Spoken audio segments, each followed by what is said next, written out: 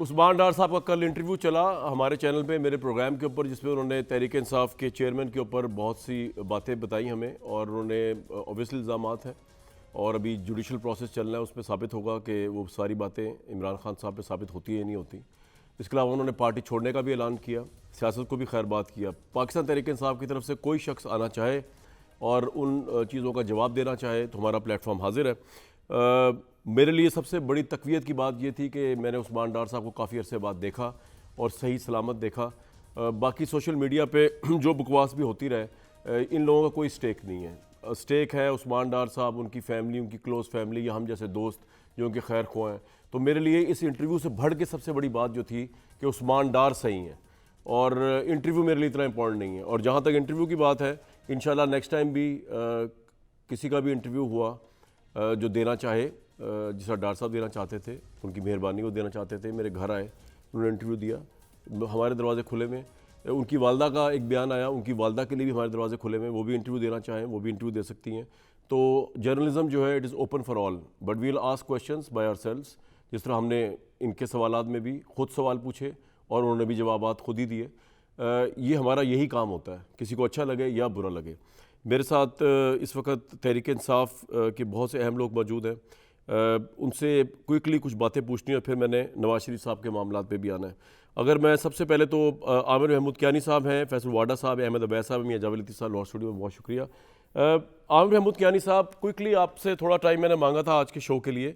मुझे बताइए, जो डार साहब ने जो गुफ्तगू की है, आप तो सेक्रेटरी जनरल थे पाकिस्तान तहरीक इंसाफ के, 9 मई के वाक़यात के हवाले से जिस तरह उन्होंने इल्ज़ामात लगाए हैं कि इमरान खान साहब मास्टरमाइंड थे और उन्होंने फ़ौज मुखालिफ बयानिया बनाया और उनकी गिरफ्तारी की सूरत में ये तय हो चुका था कि इन इमलाकात के ऊपर, फ़ौजी इमलाकात के ऊपर हमला करना है, फ़ौज पे दबाव डाल के जनरल आसिम मुनीर को ओहदे से हटाना।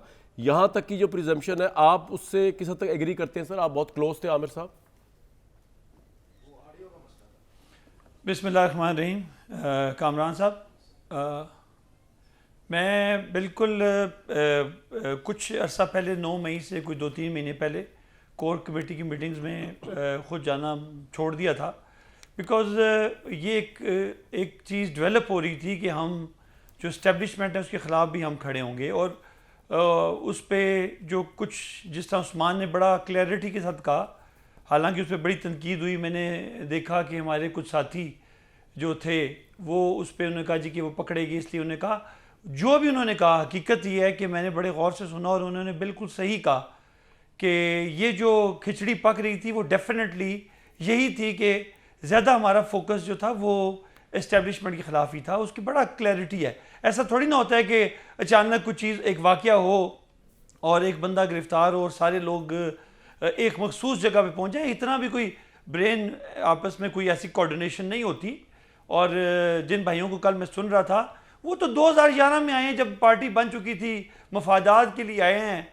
मेजॉरिटी तो मैं सबको नहीं कहूँगा, लेकिन मेजॉरिटी वो लोग थे जो कि जब पार्टी अरूज पे थी तो आए थे। आमिर साहब, आपके ख्याल में आखिर ऐसा क्या हो सकता था कि वो इमरान खान जो कि इतना ज़्यादा लाइनअप थे इस्टेब्लिशमेंट के साथ, उस चले इख्तलाफात हो गए, लेकिन ऐसा क्या हो सकता था कि उन्होंने इस तरह का ड्रास्टिक प्लानिंग की होगी अपनी टीम के साथ मिलके कि फौजी अमलाक के ऊपर, जो पाकिस्तान की सियासतदान ने कभी हमला नहीं किया, अगर ये बात सही मान ली जाए, तो वो इतने खिलाफ किस तरह हो सकते थे इमरान खान साहब, या उनके ज़हन में क्या चल रहा था? नहीं, हमला जो है ना, हमला वर्ड मैं यूज़ नहीं करूँगा, लेकिन मैं ये डेफिनेटली कहूँगा कि वो वहाँ पर प्रोटेस्ट करने का कहा गया था और सब तमाम लोगों को बुला के कहा गया था कि GHQ हो गया, ये बाकी जहाँ जहाँ इस्टेब्लिशमेंट या हमारे अदारे के जो हेडक्वार्टर्स हैं उधर आमने आप खड़े हों, प्रोटेस्ट करें।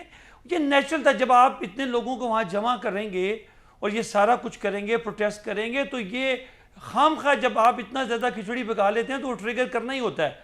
उसने एक अंडरस्टूड सी बात थी कि लोगों ने वहाँ पे जो लोग गए थे और जमा हो रहे थे, उन्होंने यही करना था और यही हुआ और यही सोच भी थी उसके पीछे। बेशक डायरेक्टली ये नहीं कि जाएं और हमला कर दें, बेशक नहीं था, लेकिन जो देखें, अगर ये बात होती तो नवाज शरीफ के घर, शहबाज के घर या किसी नून लीग के घर, कहीं लोग एक दो जगह गए होते, वो सारे के सारे शहरों में यहाँ पे जाना, मैं समझता हूँ ये एक हमाकत भी थी।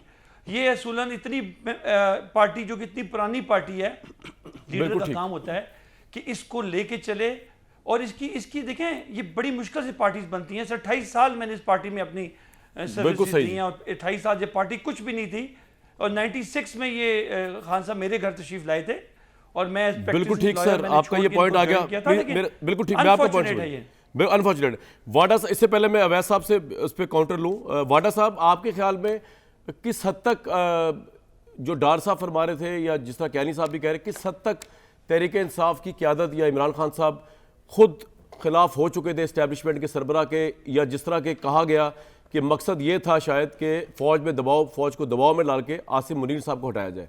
किस हद तक आप एग्री करेंगे इस इल्ज़ाम या आर्गूमेंट से? बहुत शुक्रिया कामरान शाहिद साहब। और सबसे पहले तो मैं, आप मेरे एंकर भी हैं, प्रोफेशनली भी हैं, मेरे दोस्त भी हैं और बहुत ही नॉटी एंकर भी हैं।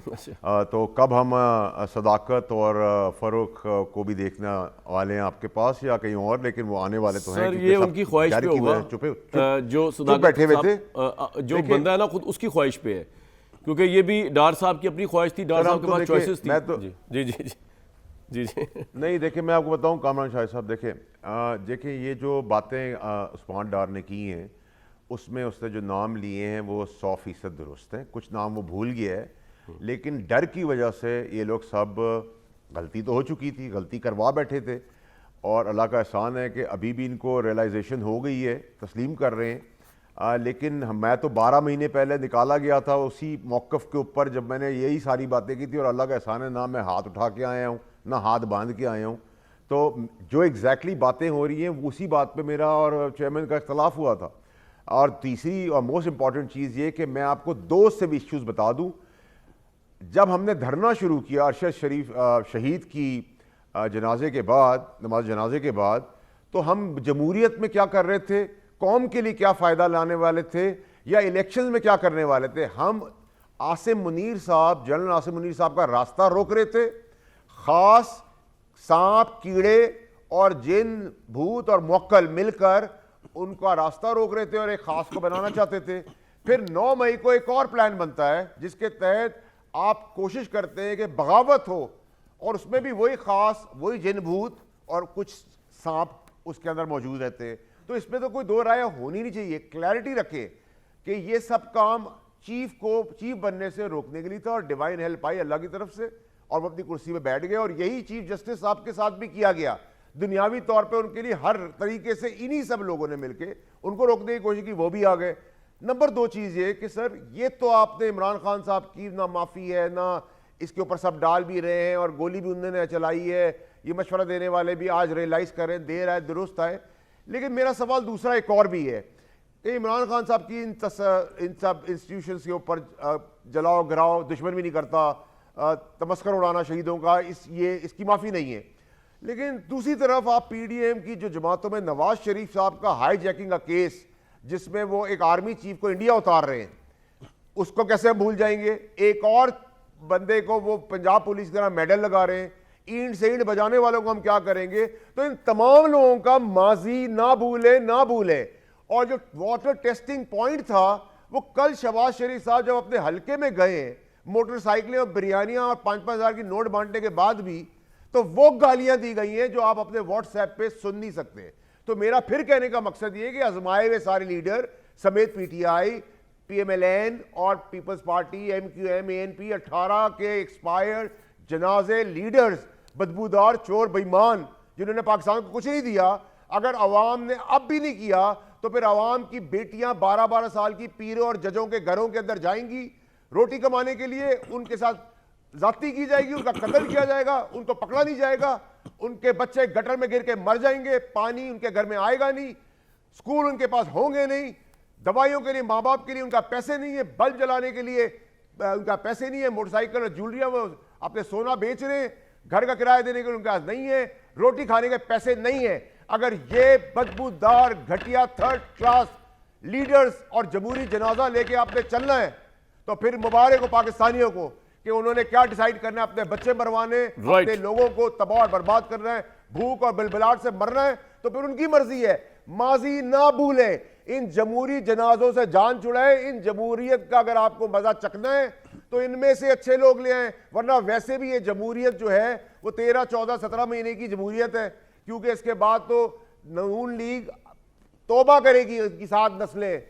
आने तो दें आप 21 को, नस्लें उनकी तौबा करेंगी सियासत से। Right. अभी तो ट्रेलर शुरू हुआ है, फिल्म तो बाकी है मेरे भाई। राइट सर, बिल्कुल आ गया आपका पॉइंट। अहमद अवैस साहब, जो बात आमिर साहब ने की, जो डार साहब ने की, जो वाडा साहब ने की, आपको लगता है इमरान खान साहब पे अगर 9 मई का केस चलेगा तो उनके लिए मुश्किलात में इजाफा होगा, उनको डिफेंड करना मुश्किल हो जाएगा कि 9 मई के हमलों के अंदर या उसकी प्लानिंग में वो शामिल नहीं थे, या आर्मी चीफ जैसी अहम सेंसिटिव पोस्ट को कॉम्प्रोमाइज़ करने के लिए ये सब कुछ नहीं किया गया? ये आपके लिए मुश्किल हो जाएगी या आपके लिए मुश्किल नहीं होगी सर लीगली?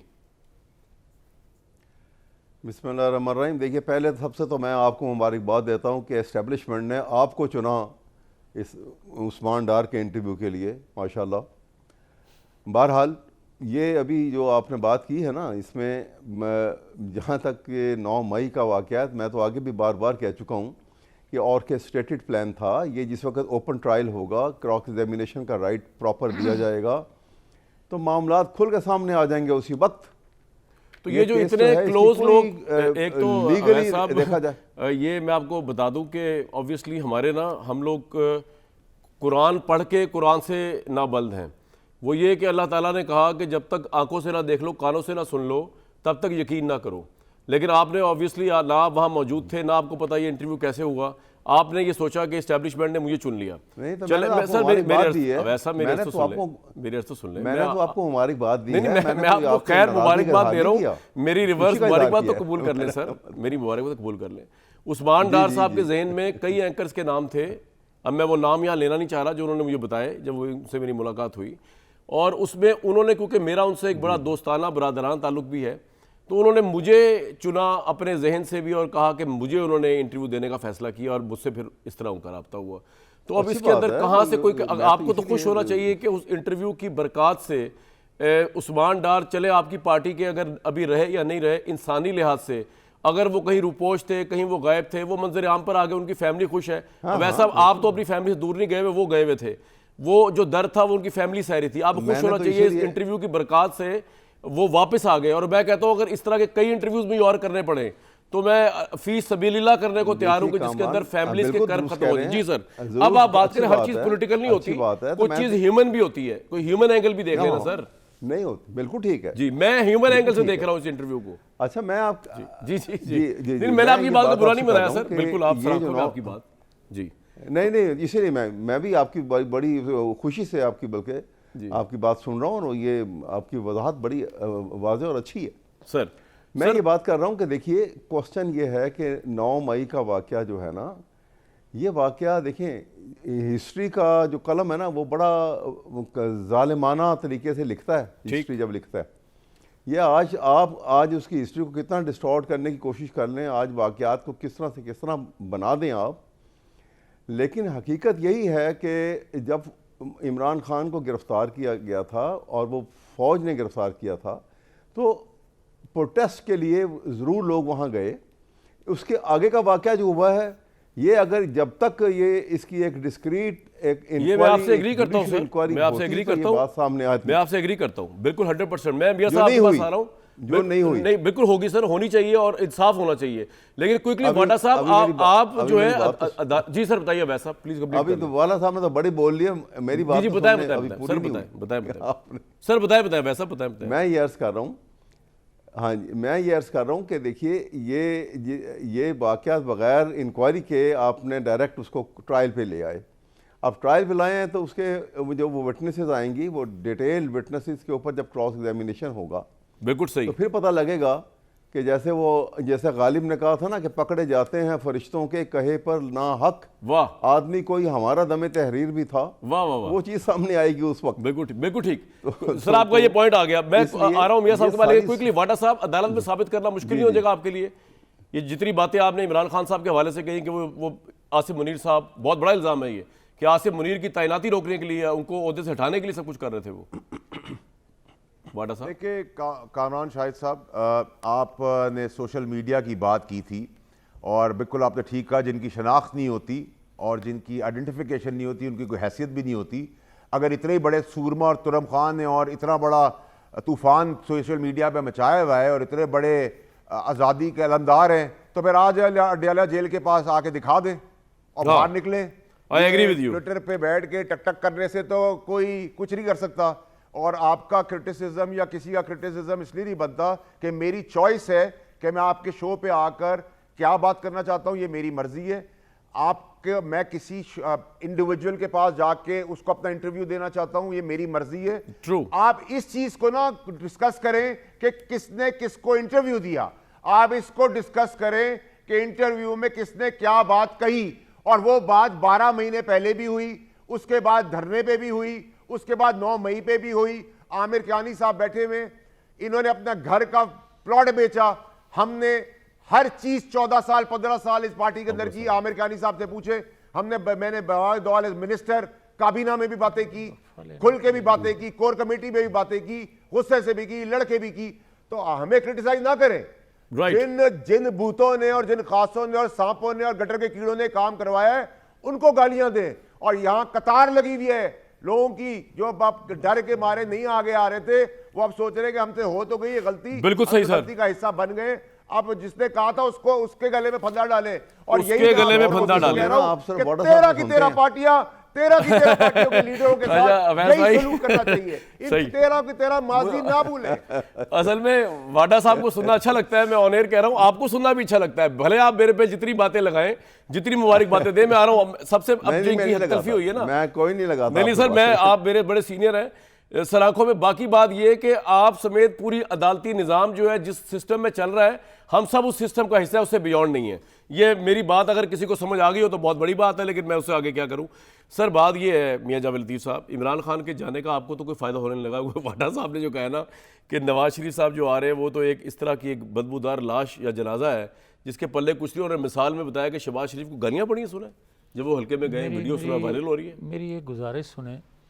एक तो अहमद अवैस साहब सीनियर आदमी हैं सर, मुझे इनसे तवक्को नहीं थी जो इन्होंने गुफ्तगू फरमाई कि अहमद अवैस साहब की, अहमद अवैस साहब ने यही बात इमरान खान ने कही थी कि जो मुझे गिरफ़्तार करेगा ज़ाहिर है उसी के ख़िलाफ़ एहतजाज होगा। ठीक है, मुझे आप ये बताएं कि क्या फ़ौज कितनी दफ़ा नवाज शरीफ का तख्ता उलट चुकी है? क्या नवाज शरीफ 2018 में एयरपोर्ट पर जब आए किसने गिरफ़्तार किया था उसकी बेटी को और उसको? फिर आप ये बताएं कि जुल्फ़कार अली भुट्टो को किसने किस दौर में फांसी और कैसे लगे थे, सबके इल्म में नहीं है? क्या बेनज़ीर भुट्टो को ने अपने कत्ल होने से पहले ये नहीं कहा था कि परवेज़ मुशर्रफ मुझे कत्ल करवाना चाहता है? क्या ये बात दुरुस्त नहीं है कि उसने कहा था? तो फिर मुझे ये कोई बताए कि क्या नवाज शरीफ को हाईजैकर सज़ा बनाकर सज़ा किसने दिलवाई थी? हाईजैकर ज़मीन पे होता है या आसमान पे होता है? मगर हो गया, सज़ा भी मिल गई। फिर मुझे ये बताएं कि कितनी दफ़ा इसके बावजूद 75 सालों में, जबकि सबके इल्म में है कि किस किस दौर में क्या क्यों कुछ होता रहा है, किसी ने पाकिस्तान की तनसीबात पे हमला किया, किसी ने अदारों पे हमला किया? क्या ये हकीकत नहीं है कि अहमद अवैस साहब से पूछना चाहिए कि 2014 में सिविल नाफरमानी की तहरीक का जब उन्होंने कहा था इमरान खान साहब ने, उस वक्त उनको कौन सी तकलीफ़ पहुंची थी जो उन्होंने सिविल नाफरमानी की बात कर दी थी? उनको कौन सी तकलीफ़ पहुंची थी इमरान खान साहब को जब उन्होंने पुलिस वैन पे हमला करके लोगों को छुड़ाया था? पीछे से इस तरह के मैं ये कहना चाहता हूं इदारों पे हमला करने की आप ये कह रहे हैं ना, ये पहली बात नहीं है। और ये इसने जो जेन साजी की, वैसे आपको पूरा चांस मिलेगा। एक साल जो जेन साजी की, लोगों को उकसाया, लोगों को बताया कि अगर मेरे पे गिरफ्तारी करने के लिए कोई आएगा तो आपने रिएक्शन में ये करना। कल उसने बात थी कि आसमान डार ने कि लोग जो कभी शोहपुरा, गुजरांवाला, सियालकोट, इन इलाकों के डिस्ट्रिक्ट के लोगों की ड्यूटियां लगती थीं कि आपने बाहर खड़े रहना है और इतने टाइम तक आपने ये तो आपने ऑनस्लॉट कर दिया इमरान साहब पे। अब मुझे बताएं कि जो शहबाज शरीफ गालियां पढ़ रही हैं, वाडा साहब ने हमें बताया। यार छोड़ें ये बात, गाली नहीं पढ़नी, मुझे कभी वीडियो वायरल हो रही है। अच्छा, ये एक तो बदकिस्मती है, मेरा अच्छा तल्लक रहा है फैसल वाडा से, मगर आज का शेख रशीद बनने की ये जो कोशिश कर रहे हैं, अच्छा, क्या ये मुनासिब है कि आप नवाज शरीफ का नाम बार बार लें और किस तरह नाम लें? आपको जेब देता है और किस तरह फिर आप ये बात करते हैं कि ये बदबूदार निज़ाम, ये बदबूदार ये सारी चीज़ें, इस बदबूदार निज़ाम में आप इंट्रोड्यूस हुए, इस बदबूदार निज़ाम में का आप हिस्सा रहे, इस बदबूदार निज़ाम में आप उस वक्त तक खड़े रहे जब तक आपको डी नोटिफाई करने का फैसला नहीं आया तो आप सेनेट के मेंबर बन गए। आप उस वक्त ये बातें करते कि इस बदबूदार निज़ाम में इमरान खान क्या कर रहा है, इस बदबूदार निज़ाम में जो आज आप बात कर रहे हैं करप्शन कौन कर रहा था, इस बदबूदार निज़ाम में आप उस वक्त बोलते जब आपके साथ खड़े असद उमर, आपके साथ खड़े शेख रशीद, आपके साथ खड़े मुराद सईद, आपके साथ खड़े बाकी लोग जो बातें कर रहे थे, जो करप्शन में हाथ रंग रहे थे, अल कादर ट्रस्ट में जो कुछ हाथ रंगे गए थे, ये उस वक्त बातें करनी चाहिए थी। उस वक्त बात भाई अगर उस वक्त मेरी अर्ज सुने ना, लेकिन हल्की आंच पे की थी, जिस तरह आज बात करते हैं ये उस वक्त बात करनी चाहिए थी। मगर इसके बावजूद मैं उनसे कहूंगा आप जिस चाहे जमात में जाएं, जिस वो सियासत में बिलीव ही नहीं कर रहे इस वक्त मौजूदा। अगर आप बिलीव नहीं करते तो फिर भी मैं और सख्ती से ये बात कहना चाहता हूं कि इस निज़ाम के तहत ही पाकिस्तान की चारों इकाइयां इकट्ठी रखी जा सकती ठीक है, ये आपका पॉइंट पाकिस्तान को निकाला जा सकता है इस गर्दाब से। खुदा के लिए आपके पास का एजेंडा और खुद साख्ता जो तर्जमान वाडा साहब, एक सेकंड जी बोले, ये जो है ना तरीकाकार जो शेख रशीद का था कि खुद साख्ता तर्जमान बन जाना, ये बदनाम करती हैं चीजें उन अदारों को। जी वाडा साहब, मैं क्या कहूँ, आपने सुन लिया, you have a right to respond. अच्छा देखिए मियां जावेद लतीफ़ साहब से मेरा भी बड़ा अच्छा ताल्लुक है। मैं अब मुझे 2 मिनट दे दीजिएगा कामरान शाहिद साहब। जी जी बोले। आपने 16 महीने कामरान शाहिद साहब, मेरे बाप की हुकूमत नहीं थी, पीडीएम की हुकूमत थी, शहबाज शरीफ साहब उसके प्राइम मिनिस्टर थे, तो अकाउंटेबिलिटी कर लेते। इतने असूली थे तो एक्सटेंशन पे साइन ना करते, इतने असूली थे जो परसों तरसों बयान दिया और सॉफ्टवेयर अपग्रेड हो गया और उस बयान से पीछे नहीं पलटते। और इतने ही बड़े सॉलिड जमहूरी लोग आप लोग हैं। और मैं शेख रशीद ना बनना चाहता हूं, ना मैं मियां नवाज शरीफ बनना चाहता हूं, मैं अल्लाह से पनाह मांगता हूं। तीसरी और आखिरी इंपॉर्टेंट चीज ये कि आपने जिस बाजवा साहब को एक्सटेंशन दी, उस बाजवा साहब की अकाउंटेबिलिटी 16 महीने में क्यों नहीं की? और 16 महीने का जब बयानिया बदला और बनाने की कोशिश की तो फिर उससे पीछे क्यों हट गए? और आपने मुशर्रफ को अपने दौर में अस्पताल प्रोटोकॉल के साथ भेजा, उससे उधर से एयरपोर्ट भेजा और एयरपोर्ट से आगे बैरून मुल्क भेजा। आप मुझे बताएंगे कि जमहूरियत क्या है, आप मुझे बताएंगे कि सियासत क्या है। और दूसरी चीज ये, मैं किसी एक कंधे पे चढ़ के नहीं आया, मैं जिलानी की गोद में बैठ के नहीं आया। मैं जब वजीर था तब भी खुल के बात करता था, जब मैं सेनेटर था तब भी खुल के बात करता था। पॉइंट आ गया। सेनेट की सीट मैंने खुद छोड़ी है, ठीक है, और आज भी मैं खुल के बात करता हूं और आज भी आगे भी खुल के बात करूंगा और असलियत बताऊंगा कि इनका शेयर। जी मियां साहब, 5000 सर पॉइंट आ गया वाडा साहब आपका। जी मियां साहब, फिर वैसा आपको जाना में जाती हो रही है वैसा। मेरी एक तो गुजारिश ये है कि फैसल वाडा साहब के साथ मैं कभी भी कोशिश करता हूं कि मैं ना बैठूं। अच्छा। क्योंकि इनको अपने अल्फाज का चुनाव करते हुए ख्याल नहीं रहता अपनी इज़्ज़त का। मैं अब भी इनको ये कहूँगा कि देखें, आप इमरान खान के मतलब बोलें, आप किसी और के मतलब बोलें, आप किसी की तारीफ़ करें, आप इस सिस्टम से तंग हैं, आप जो चाहें करें, मगर किसी दूसरे का लिहाज किया करें, आदाब सीखें किसी का नाम लेते हुए, ताकि आपका भी कोई लिहाज करे। मगर आप ये जो कहते हैं कि ये सिस्टम ख़त्म हो जाए, कभी आप किसी के तर्जमान बन जाएं, कभी किसी दूसरे के तर्जमान बन जाएं, भाई मुझे ये बताएं तकलीफ आपको मियां साहब आज क्या हो गया? आप ये बताएं कि ये क्या मुनासिब है कि आप एक्सटेंशन की बात करते हैं कि एक्सटेंशन उस वक्त आप वजीर थे, आप बाहर आ जाते कि एक्सटेंशन नहीं देनी, जो हमें आप कहते हैं 16 माह। वाडा साहब एक्सटेंशन के मुखालिफ नहीं थे। जो आप कहते हैं मुशर्रफ साहब ने क्यों भेजा? मैंने इस तरह बाजवा साहब को ये बारे में मुझे बात मुकम्मल करनी है। चले मियां साहब की बात कंप्लीट हो जाए। मैंने ये कहा कि जो ये बात 16 माह की कहते हैं कि 16 माह में आप एहतसाब कर लेते, 16 माह 11 जमातों की जो हुकूमत थी, कभी किसी ने कहा ही नहीं था कि हमने एहतसाब करना है। मैं डिबेट किसी और तरफ लेके जाना चाह रहा हूँ, आप दोनों की बातें आ गई, अब ये तो फिर चलता रहेगा सलीमुल्लाह कलीमुल्लाह वाला काम। वाडा साहब की भी आ गई, मैं जरा वैसा पर जाऊँगा। वैसा डिस्कशन को जरा मैं चेंज कर देता हूँ, आपने एक नई जहत खोल दी। मुझे नहीं पता आपने किस वक्त तहरीक इंसाफ को ज्वाइन किया, लेकिन वैसा मुझे बताएं, आपने इमरान खान साहब को कभी फुल फ्लैज मुबारकबादें दी जिस तरह वो इस्टेब्लिशमेंट की झोली में गिरे आके? सर, जिस तरह वो आज इंकलाब का नारा बुलंद कर रहे हैं, एंटी इस्टेब्लिशमेंट, बड़ी अच्छी बात है, इस्टेब्लिशमेंट को पॉलिटिकल रोल में नहीं आना चाहिए, लेकिन इमरान खान ने इस्टेब्लिशमेंट का लॉ बनाकर, एजेंसियों को यूज़ करके अपनी माइनॉरिटी को मेजॉरिटी बनाकर पंजाब और फेडरल में जिस गवर्नमेंट बनाई, मैंने तो वो, या पता नहीं किसी सहाफ़ी ने वो हलवा नहीं खाया जो इमरान खान को हलवा मिला है, उस पर आपने कभी सवाल किया? आप इतने अपराइट, और मैं तंजन नहीं कह रहा, आपने शायद तंज बोला हो, मैं आपको हकीकतन, आप अपराइट लॉयर हैं, सीनियर लॉयर हैं, कॉन्स्टिट्यूशनलिस्ट हैं, जिस तरह दस्तूर आयन की तह देख इमरान खान ने किया है, बाजवा साहब की झोली में गिर के और उनकी मदद से हुकूमत चला के, बना के, लोगों को जोदोकोब करके, उसके मुतालिक आपने कभी सवाल उठाया? Does PTI has apology for that? देखिए मैं जी बताएं बताएं। देखिए मैं आपको बताऊं, बात यह है कि जब political leader head of government बन जाता है ना, तो गवर्नमेंट मशीनरी बहुत पावरफुल होती है, और ये वो आप आर्मी चीफ कह लीजिए, वो दूसरे अदारे कह लीजिए, ये तमाम के तमाम उस स्टेट मशीनरी का हिस्सा हैं, और ये सारी स्टेट मशीनरी जो है वो प्राइम मिनिस्टर के डिस्पोजल पे होती है।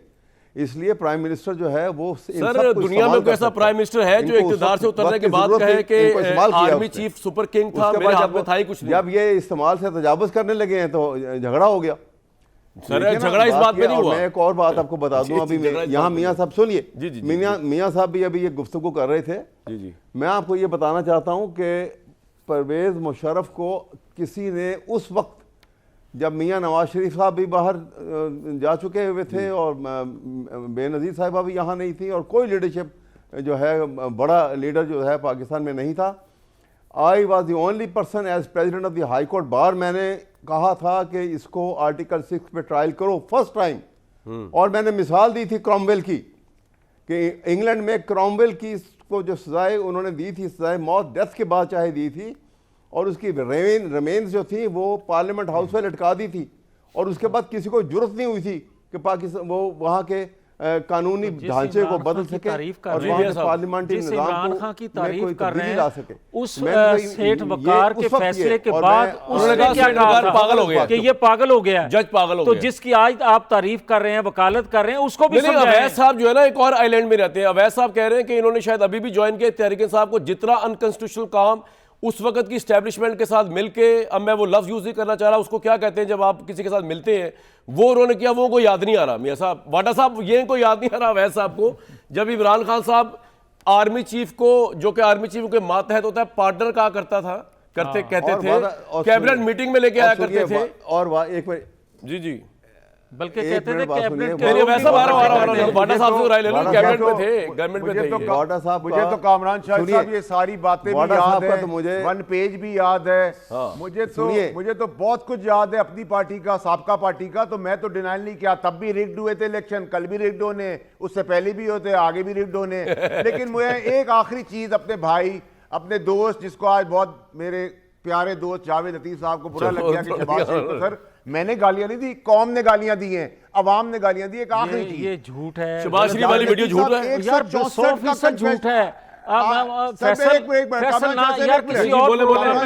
मेरे साथ ना इस तरह किया करो। चले आपने तो देखे उनको बोलने दें, शहबाज शरीफ साहब का क्या ताल्लुक है यार? नहीं, इस वीडियो का मैंने बताया, वाडा साहब बोले, मैंने तो किसी का नाम नहीं लिया। मैं ये कह रहा हूं कि मैंने तो 13 पार्टियां समेत पीटीआई बात की, मेरा ये बनता नाम है शेख रशीद बन रहा हूं, और अल्लाह ने मुझे फैसल वाउडा का नाम भी दिया है, घर भी दिया है, सब कुछ दिया है। जावेद लतीफ साहब को पता है मुझे किसी का तर्जुमान बनने की जरूरत नहीं, अल्लाह की मेहरबानी है, ना मुझे किसी के पीछे दस्तरखान पे हाथ बांध के खड़े होने की, दरबारी की तरह खड़े होने की जरूरत है।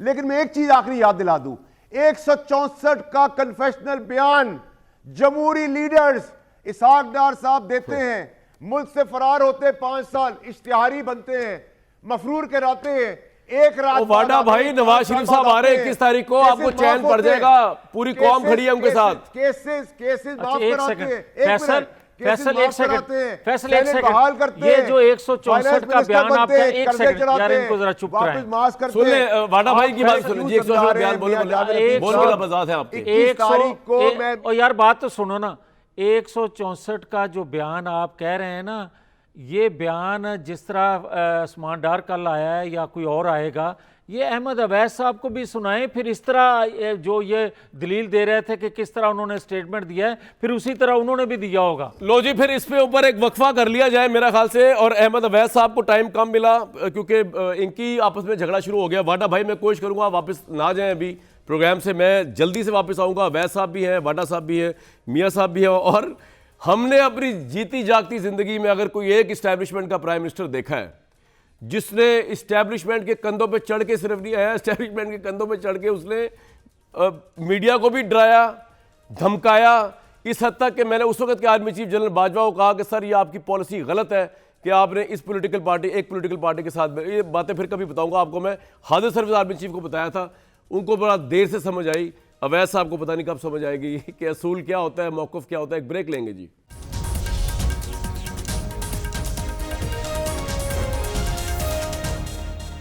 अवैस साहब, आपने लास्ट टाइम मेरे शो में कहा था कि नवाज शरीफ साहब नहीं आएंगे, 21 तारीख को अवैस साहब वो आ रहे हैं, लीडर आपके अंदर हैं। इस वक्त आपको लगता नहीं कि पीटीआई नवाज शरीफ का मुकाबला शायद ना कर सके ग्राउंड में, गिवन द फैक्ट कि नवाज इमरान साहब अंदर हैं? मुझसे बात कर रहे हैं? जी जी अवैस साहब, आपसे सर। आप जी, एक सॉरी आवाज़ नहीं आ रही सर, है। मैं ये कह रहा था कि मैं कह रहा था, आपने मेरे पिछले प्रोग्राम्स में कहा था कि 21 तारीख को नवाज शरीफ साहब नहीं आएंगे, कभी भी नहीं आएंगे, लेकिन वो आ रहे हैं। तो गिवन द फैक्ट कि इमरान साहब मुकाबले में इंतखाबात में नहीं होंगे, तो लगता नहीं कि नवाज शरीफ साहब तो बस ले जाएंगे इंतखाब का मैदान? नहीं, मैं अव्वल तो मैं परसिस्टेंटली मैं उसी बात पे अभी भी कायम हूँ, लेकिन बहरहाल वो आगे जो आपकी बात है मैं उसके मुतालिक बात कर देता हूँ। वो यकीनन नहीं आएंगे, ये एक बहुत बड़ा ब्लफ है, पता लग जाएगा आपको। अच्छा, दूसरी बात ये है कि मियाँ नवाज शरीफ के मुतालिक अगर आप बात करें ना, तो मियाँ साहब का मुकाबला जो है वो इमरान खान से फिर भी नहीं हो सकता। अच्छा। वो एक पॉपुलर स्लोगन के साथ कौम साथ खड़ी हुई है, वोटर साथ खड़ा हुआ है। नवाज शरीफ को तो लोग जानते हैं कि वो किस तरह से इस गरीब कौम को, मुल्क को मज़ीद गरीब करके और ख़ुद अमीर हो गए। उनके 1980 से लेकर आप 15 साल के उनके जो एनुअल रिटर्न इनकम टैक्स के निकाल लीजिए और देखें वो सालाना कितना इनकम टैक्स देते थे। और उसके बाद ये इतनी ह्यूज प्रॉपर्टीज जो उनकी लंदन में हैं, अगर नवाज शरीफ साहब तमाम केसेस से बाइज्जत बरी हो जाए, फिर आप क्या करेंगे? जी जी, फिर आप क्या करेंगे? नहीं, ठीक हो गया, बरी हो गए तो हो गए, अदालत का फैसला है। लेकिन अदालत जो फैसला करेगी उसी आपकी इस बात में अवैसा वजन है, तो ये है ना, आपकी इस बात वजन है मियां जावेद लतीफ साहब के वोटर वो कह रहे हैं इमरान खान के साथ खड़ा हुआ है। यार मुझे समझ नहीं आता। मैं ये सिर्फ बात कर रहा हूं कि बिल्कुल मैं सर ये आपकी यही बात भूलेंगे नहीं मियां साहब अहमद से, अवैस आपकी बात में वजन है। और दूसरी बात, अहमद अवैस जैसे देखिए, सीनियर लोग, जादीदा लोग जब ये बात करते हैं ना कि नवाज शरीफ ने सियासत से कमाया, ओ भाई खुदा का खौफ करो।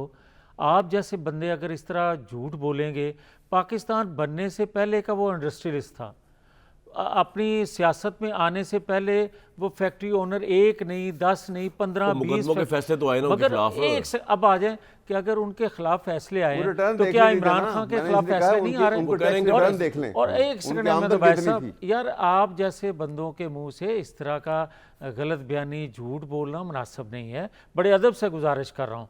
मैं ये आपसे पूछना चाहता हूँ कि इमरान खान साहब ने जितनी लग्जरी लाइफ आज तक गुजारी है, 1 रुपए का काम आज तक सारी ज़िंदगी में उन्होंने किया तो वो मुझे बता दें।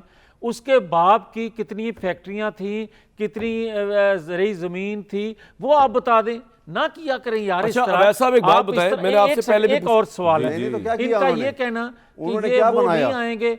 ओ भाई, आप नवाज शरीफ को नहीं जानते।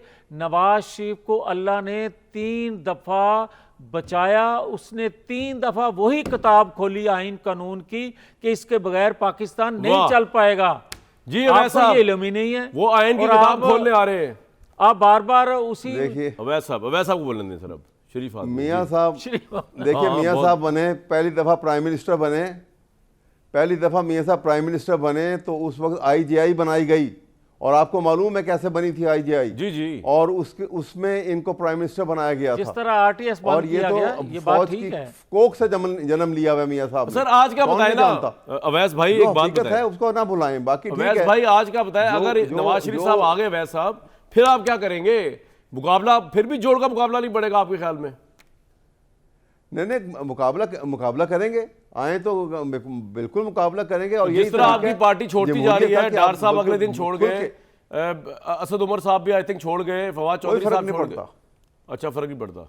ये अहमद ये अवैस देखिए साहब, बात सुने, अहमद अवैस साहब आज ये एक बात सुन ले वैसा, एक सवाल इनसे करना है। साहब एक मिनट सिर्फ। जी वैस साहब, फिर आप सवाल। जी वैस साहब, एक शेर में जवाब दूंगा ताकि वक्त नहीं लूंगा आपका ज्यादा। वाह वाह वाह। वो है कि वो ये है कि उसने अहमद फराज ने कहा था कि उसे खबर नहीं कि रात जब किसी खुर्शीद को शहीद करे तो सुबह एक नया सूरज तराश लाती है।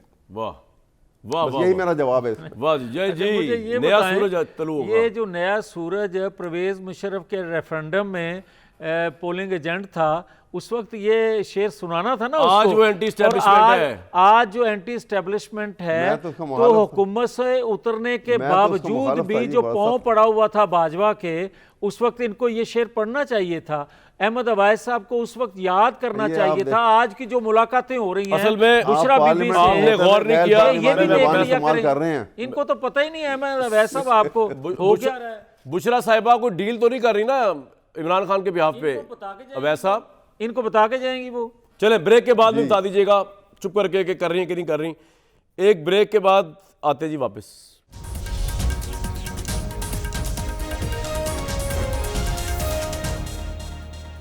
इस हफ्ते तो बहुत ही मेहनत करनी पड़ गई मुझे, तो अब मुझे दीजिए नेक्स्ट वीक तक के लिए आप इजाज़त।